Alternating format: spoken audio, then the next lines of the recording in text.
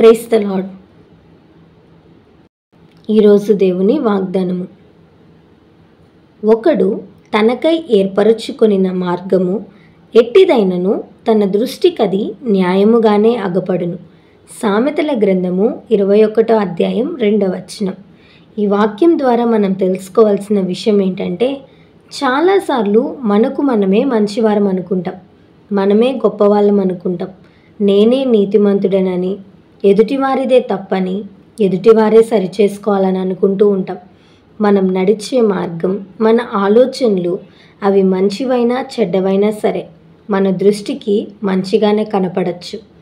కానీ ఇదే వచనంలో కింద భాగం మనం చదువుకున్నట్లయితే, యెహోవానే హృదయములను పరిశీలన చేయునని ఉంటుంది. అదేవిధంగా సామెతల గ్రంథం 16వ అధ్యాయం 25వ వచనంలో మనం చూస్తే, యెహోవా ఆత్మలను పరిశీలించును అని ఉంటుంది. మన నిర్ణయాలు, మన ఆలోచనలు సరైనవి అని మనకు అనిపించటం కాదు, కానీ దేవుని దృష్టిలో సరైనవిగా ఉండాలి. ఎందుకంటే వాటిని పరిశీలించేది యెహోవాయే. మనం ఏ ఉద్దేశంతో ఆ నిర్ణయం తీసుకున్నామో, ఏ ఉద్దేశంతో ఆ మార్గంలో నడుస్తున్నామని దేవుని కోణంలో మనం ఆలోచించాలి.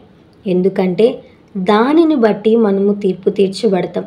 కాబట్టి మన దృష్టిలో మనం ఎలా ఉన్నాం అనే విషయం కన్నా, దేవుని దృష్టిలో ఎలా బ్రతుకుతున్నాం అనే విషయాన్ని మనం తెలుసుకోవటం చాలా మంచిది.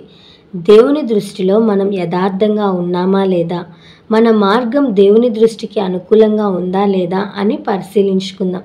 అటువంటి కృప పరిశుద్ధాత్మ దేవుడు మనందరికీ దయచేయునుగాక. ఆమేన్. ఈ వీడియో మీకు దీవెనకరంగా, ఆశీర్వాదకరంగా అనిపించినట్లయితే లైక్ చేయండి, షేర్ చేయండి, కామెంట్ చేయండి, సబ్స్క్రైబ్ చేసుకోండి.